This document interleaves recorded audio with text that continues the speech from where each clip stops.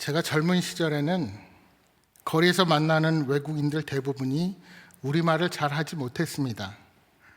아니, 한국에 거주하는 외국인들 중에 우리말을 잘하는 사람들의 대부분은 아주 특별한 케이스, 말하자면 남편이나 아내가 한국인인 경우가 거의 대부분이었습니다. 근데 어느 순간부터 길거리에서 만나는 외국인들은 단순한 관광객이 아니라면 우리말로 소통이 가능하게 되었습니다. 아니, 어느 순간 외국인을 만나도 먼저 영어를 쓰지 않고 우리말로 소통을 시도하는 것이 전혀 이상하지 않게 되었습니다. 2024년 한 해 동안 대한민국의 장기 체류자와 단기로 체류하는 외국인 수는 약 265만 명으로 역대 최대치를 기록했다고 합니다. 이는 전체 인구 대비 약 5.2%에 해당하는 수치입니다. 특히 유학과 취업을 목적으로 체류하는 외국인 노동자들이 꾸준히 증가하고 있다고 합니다. 더욱 놀라운 사실은 2024년 기존 자신의 국적을 포기하고 대한민국 국적을 취득하는 사람의 수가 약 2만 명 정도로 전년 대비 0.5%가 증가했고, 코로나19 당시 잠시 주춤했던 외국인 체류자 수는 계속해서 증가하고 있다고 합니다.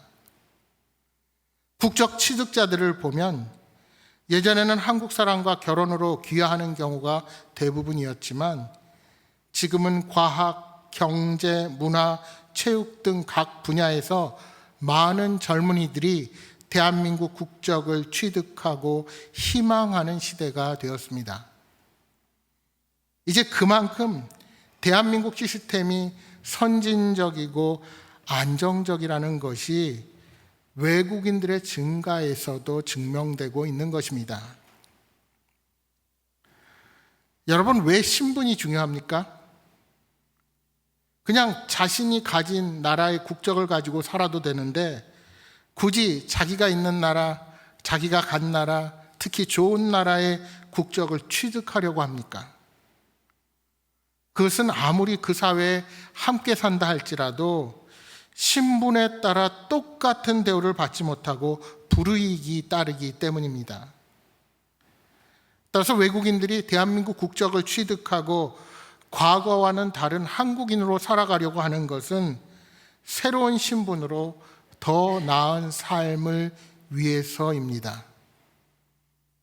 아무리 피부색이 다르고 한국말이 조금은 서툴게 들릴지라도 시험을 통과하고 한국인으로 귀화하게 되면 이제 그 사람은 신분에 아무런 제약이 없는 대한민국 국민으로서의 권리를 누리고 대한민국 국민으로서 보호를 받게 됩니다. 물론 뿐만 아니라 대한민국 국민으로서 의무도 가지게 됩니다. 세금도 제대로 내야 하고 국민으로 져야 할 각종 의무도 져야 합니다. 이제 그 사람의 신분은 완전한 대한민국 국민의 정체성으로 살아가게 되는 것입니다. 여러분, 우리는 예수 그리스도의 보혈로 죄사함을 받고 하나님의 자녀된 신분으로 이 땅을 살아가는 그리스도인들입니다. 비록 우리가 이 대한민국이라는 사회 안에서 가진 역할과 책임 또한 권리를 가지고 살아가지만 궁극적으로 저와 여러분의 신분은 하나님 나라에 속한 천국 시민권을 가지고 이 땅을 살아가는 자들입니다. 따라서 영적인 눈을 뜨고 바라볼 때 예수 그리스도를 구주로 믿고 구원받은 사람의 신분은 믿음을 갖기 전과는 완전히 달라집니다. 그렇다면 그리스도를 영접하고 구원을 받은 사람은 믿음을 갖기 전과 어떻게 다른 삶을 살게 될까요? 구원받은 사람은 하나님의 은혜를 힘입어 완전히 새로운 피조물이 되었기에 죄에 대하여 죽은 자로 살게 됩니다. 오늘 본문 2절에 바울이 말한 죄에 대하여 죽었다는 말의 의미를 오해하는 분들이 계십니다. 그들은 예수 믿는 사람은 더 이상 죄를 지으려는 마음을 품지 않는다, 그렇게 가르칩니다. 그러나 이것은 잘못된 내용입니다. 오늘 저와 여러분이 이미 경험하고 있는 것처럼 구원받은 이후에도 우리는 여전히 세상 욕심이 있습니다. 그렇다면 이 바울의 가르침이 어떤 것일까요? 우리가 그리스도를 믿고 구원받은 순간부터 더 이상 죄가 우리를 지배하지 못한다는 것입니다. 구원받기 전에 우리는 죄를 지으면서도 죄에 대해 무감각했습니다. 그래서 그것이 죄가 죄인지조차 모르는 상태로 우리는 죄를 짓곤 했습니다. 그러나 예수님을 믿고 구원받은 후에는 우리 속에 성령님이 일하심으로 우리가 이것이 죄인지를 인지하고 죄에 저항할 힘을 갖게 되었습니다. 말하자면 완전히 나의 신분이 바뀌었다고 하는 것을 깨닫고 그전과는 삶을 대하는 태도가 완전히 달라지게 되는 것입니다. 외국인들이 신분이 바뀌기 전에 가졌던 이 사회에 대한 태도와 자세가 신분을 취득하고는 달라지는 것과 마찬가지라 할 수 있습니다. 국가가 제공하는 여러 보호 장치에서 외국인으로서는 예외였던 것이 이제 신분을 취득하고 나서는 동일한 국민으로 보호를 받게 됩니다.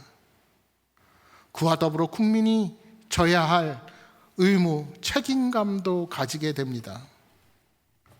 그렇습니다. 마찬가지로 구원받은 하나님의 자녀의 신분을 갖게 되면 우리를 넘어뜨리려는 사탄의 유혹과 죄악을 인지하고 우리에게 주신 그 성령님의 능력으로 그 죄와 싸울 힘을 얻게 되는 것입니다.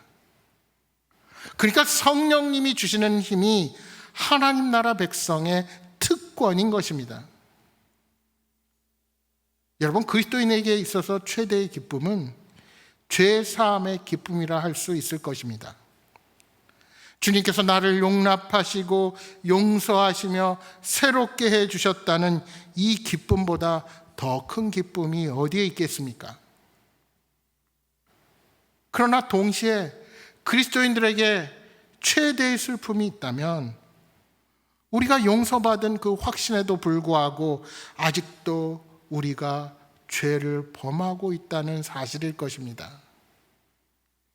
그래서 많은 그리스도인들이 그들이 경험한 구원에도 불구하고 아직도 죄와 더불어 싸우고 있습니다. 물론 어느 정도 성경을 아는 그리스도인이라면 우리의 범죄에도 불구하고 우리를 향하신 그리스도의 은혜는 여전히 더욱 넘치고 있다는 사실을 확신하게 될 것입니다. 이것이 우리가 로마서 5장에서 살펴본 말씀이었습니다.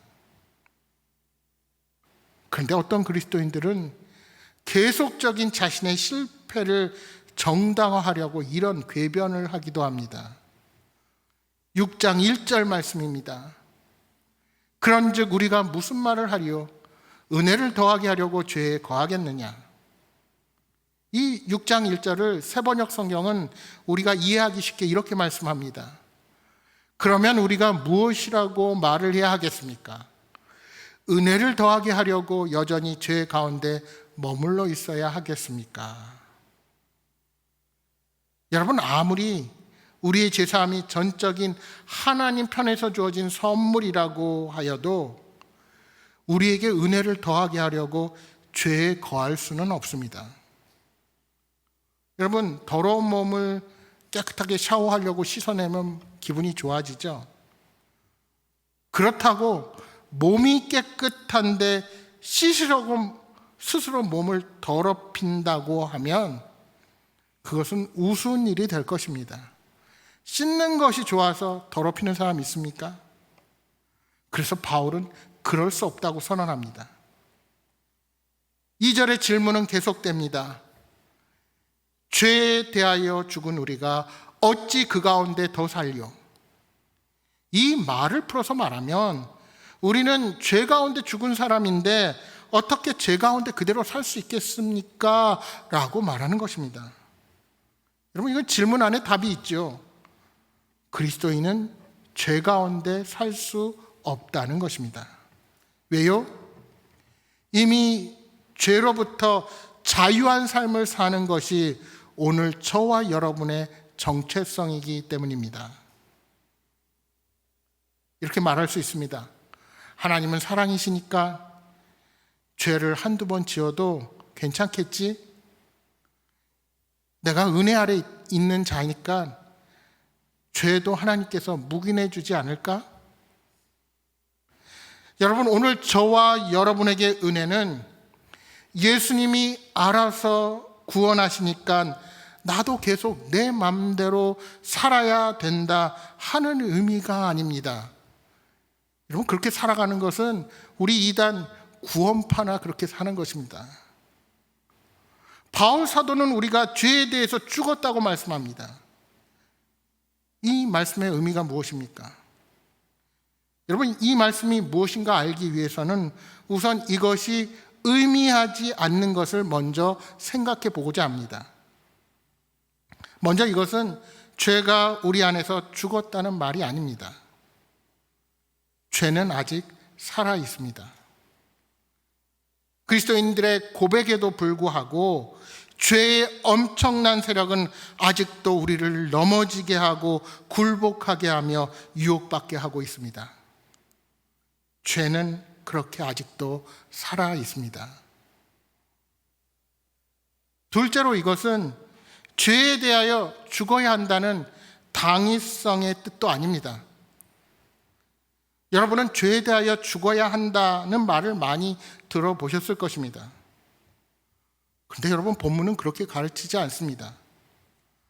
많은 사람들이 죄에 대해서 죽어보려고 스스로 노력했습니다. 그러나 잘 죽지 않습니다. 사람들은 죄에 대해서 죽으려고 금욕적인 삶을 사는 방법과 같은 많은 노력을 기울여 왔지만 여전히 죄에서 자유로울 수는 없는 것입니다. 여러분, 어저께 잠깐 보니까 KBS에서 명상에 대해서 방송을 해서 제가 한 10분 넘게 지켜봤습니다. 명상도 우리 삶을 유익하게 하는 것은 분명히 있지요. 그런데 대전제가 우리와는 완전히 다릅니다.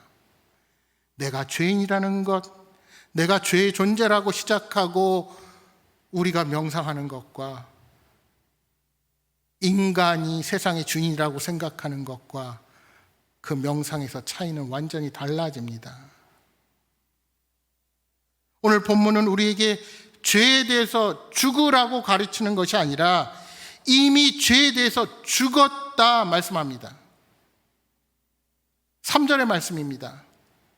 무릇 그리스도 예수와 합하여 세례를 받은 우리는 그의 죽으심과 합하여 세례를 받은 줄을 알지 못하느냐. 이 3절 말씀을 새번역 성경으로 읽으면 더욱 그 의미가 정확하게 다가옵니다. 세례를 받아 그리스도 예수와 하나 된 우리는 모두 세례를 받을 때 그와 함께 죽었다는 것을 여러분은 알지 못합니까? 다시 말하면 예수 그리스도께서 우리를 위하여 십자가에서 죽으셨을 때 우리도 죽었다는 것입니다. 바울 사도는 이 사실을 연합의 원리로 설명하고 있습니다. 우리들이 예수 그리스도를 구주로 영접하는 순간 우리는 그리스도에게 영적으로 연합되었다는 것입니다. 결국 우리가 영적으로 예수님께 연합되었다고 하는 것은 우리가 그리스도의 죽으심과 장사 지내심 그리고 부활 사건에 이미 동참되었다는 것입니다. 나의 죄를 짊어지고 나를 대신해서 예수님께서 죽으셨고 또 나에게 새로운 생명을 주시기 위해서 그분이 부활하신 것이라면 그분이 죽었을 때 나도 죽은 것이고 주님이 부활하셨을 때 나도 영적으로 부활한 것이 됩니다. 그것이 바로 죄에 대하여 죽었다는 말씀입니다. 계속되는 4절의 말씀입니다. 그러므로 우리가 그의 죽으심과 합하여 세례를 받음으로 그와 함께 장사되었나니 이는 아버지의 영광으로 말미암아 그리스도를 죽은 자 가운데서 살리신과 같이 우리로 또한 새 생명 가운데서 행하게 하려 함이라. 예수님과 합하여 세례를 받은 사람은 그분의 죽으심과 합하여 세례를 받았습니다. 여기서 말하는 세례는 단순히 교회에서 행하는 세례의식을 말하지 않습니다. 그 세례의식이 가진 본질을 말하고 있는 것입니다. 여러분, 결혼식이 있고 결혼식의 본질이 있죠.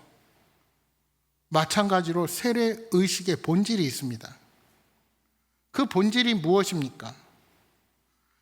바울 사도는 그것을 설명하기 위해서 이 4절에 한 단어를 끄집어냅니다. 그것이 다름 아닌 합하여라는 말입니다.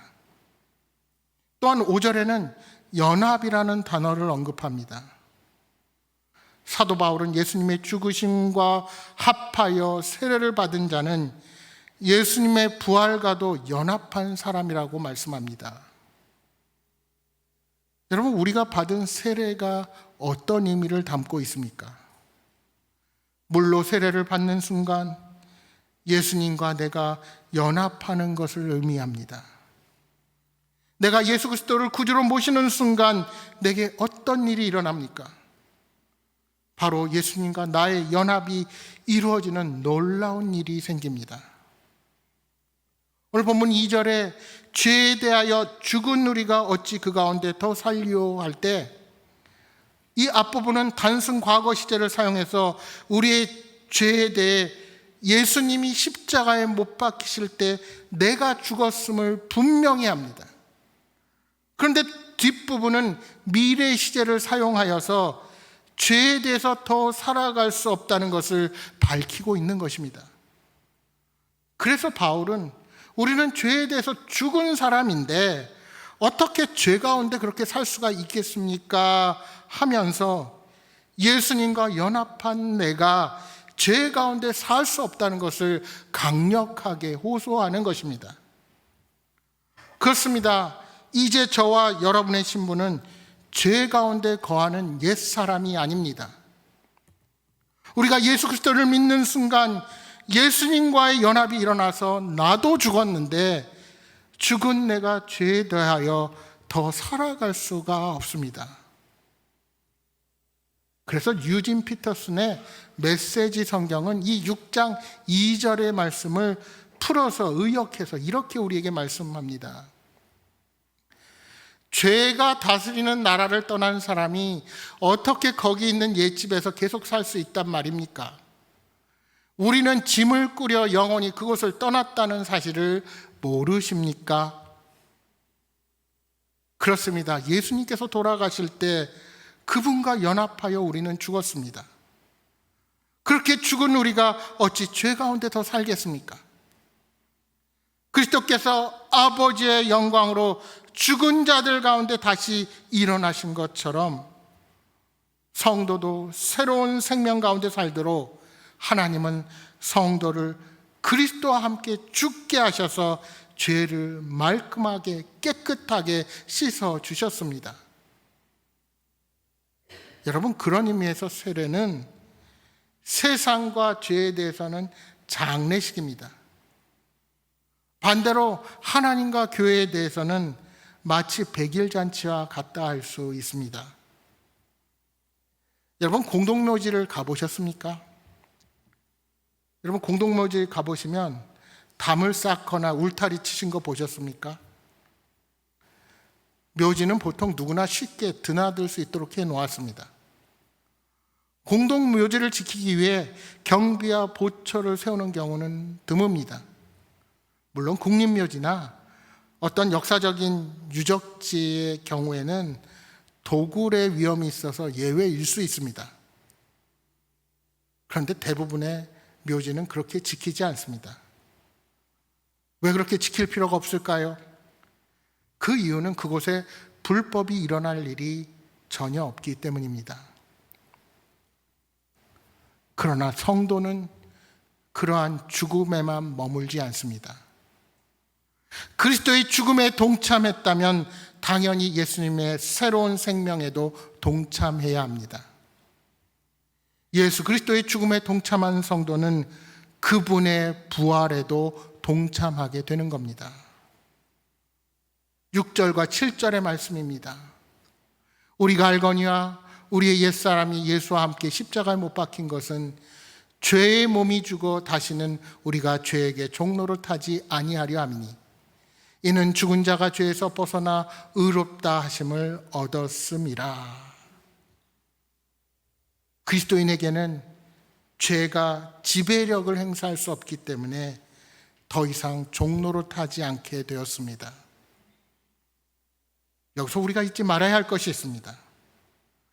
그리스도인에게 죄의 지배력이 미치지 않는다는 것은 그리스도인이 아무 죄도 범하지 않고 완벽하게 산다는 그런 의미가 아닙니다. 죄의 지배가 끊어졌다고 하는 것은 죄의 폭정이 폐기되었다는 것이며 성도들이 점진적으로 거룩한 삶, 성화의 삶을 사는 예수 그리스도를 닮아가는 길이 열렸다는 사실을 의미합니다.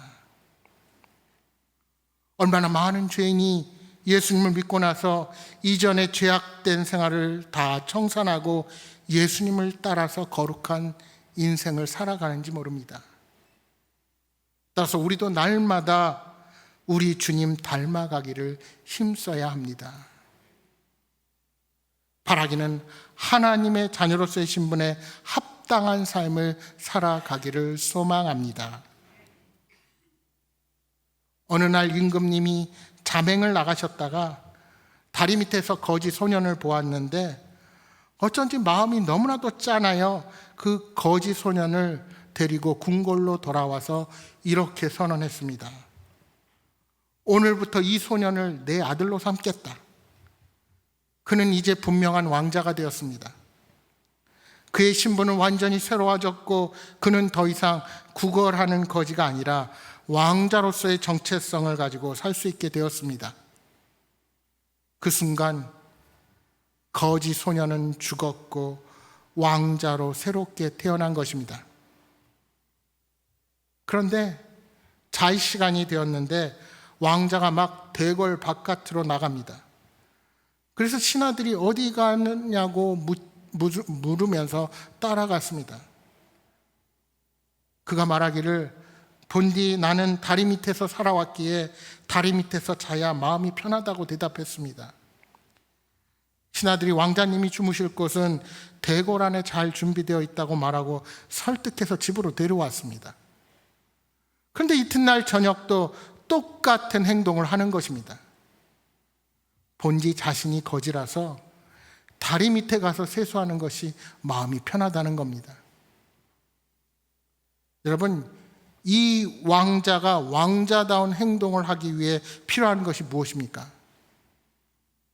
나는 더 이상 거지가 아니다. 나는 왕자다. 이제 거지는 죽었고 나는 이 나라의 왕자다. 라는 새로운 의식이 필요한 것입니다. 당분간은 거지처럼 또는 본래 가졌던 자세가 그를 힘들게 할지도 모릅니다. 워낙 오랜 시간 거지로 살았기 때문입니다. 그러나 그의 바뀐 정체성, 완전히 새로워진 신분에 합당한 삶을 살아가야 하는 것입니다. 마찬가지입니다. 우리가 그리스도인이 되어서 하나님 앞에 의롭다함을 받았음에도 불구하고 죄인과 같은 삶이 계속될지도 모릅니다. 그러나 우리가 계속 확인해야 할 중요한 사항이 있습니다. 주께서 나를 용서하시고 나를 의롭게 하셨다면 나는 이제 하나님의 자녀라는 사실을 계속적으로 인정해야 한다는 것입니다. 이 죄에 대하여 죽었다는 선언은 하나님이 우리에게 주신 엄청난 능력의 약속입니다. 죄에 대하여 죽었다는 선언은 단지 우리가 죄를 짓지 않고 살 수 있게 되었다는 정도의 선언이 아닙니다. 그 선언은 우리가 하나님이 원하시는 거룩하고 의로운 삶을, 이전과는 전혀 다른 새로운 삶을 살 수 있는 힘을 얻게 되었다는 뜻이 담겨 있습니다. 그런데 많은 사람들이 이 사실을 깨닫지 못하고 여전히 죄의 유혹에 넘어가며 죄를 지으며 이 땅을 살아갑니다. 구원받기 전에 옛 모습으로 살아가는 것입니다. 이것은 마치 전쟁에서 승리할 수 있는 놀라운 무기를 공급받고도 그 무기를 창고 안에 방치해 놓고 적들에게 유린당하는 것처럼 어리석은 군인의 모습과 같다 할 수 있을 것입니다. 어떻게 우리가 능력 있는 그리스도인, 죄에 대하여 죽은 자로 이 땅을 살아갈 수 있을까요? 내가 누구인지를 분명히 깨닫고 그 정체성에 합당한 삶을 살아갈 때 우리는 더 이상 죄의 노예로 예전 신분에 머물지 않고 새로운 신분에 합당한 삶을 살 수 있게 될 것입니다. 우리는 아버지의 영광을 따라 부활하신 그리스도와 함께 새 생명 가운데서 살아가는 존재가 되었습니다. 고린도후서 5장 17절에 말씀합니다. 그런즉 누구든지 그리스도 안에 있으면 새로운 피조물이라. 이전 것은 지나갔으니 보라 새 것이 되었도다. 사랑하는 여러분, 여러분은 그리스도의 죽으심과 장사 지내심 그리고 부활의 사건을 통하여 새 사람이 되었다는 사실을 믿으십니까? 그렇다면 여러분은 분명히 새로워진 것입니다. 이제는 새로운 사람입니다. 그리스도인은 죄에 대하여 죽은 자입니다. 우리 속에는 죄와 싸울 수 있는 강력한 은혜의 힘이 있습니다. 내 안에 계신 성령님께서 그 강력한 능력을 저와 여러분에게 주십니다. 나의 정체성을 확고히 하고 날마다 죄에 대항하는 한 죄는 결코 우리를 이기지 못할 것입니다. 나는 할 수 없으나 주님은 하실 수 있으십니다. 이 한 주도 성령님을 의지하며 믿음으로 승리하는 여러분 모두가 되시기를 주님의 이름으로 축복합니다.